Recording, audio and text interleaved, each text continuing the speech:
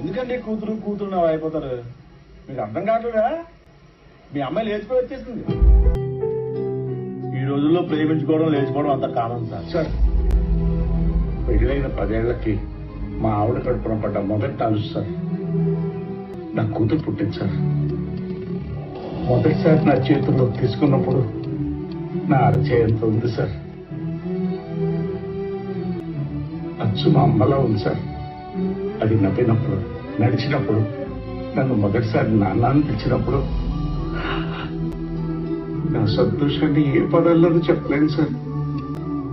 ఇంటికి వచ్చాక కాసేపు కనపడకపోతేనే నేను కంగారు పడిపోతాను సార్.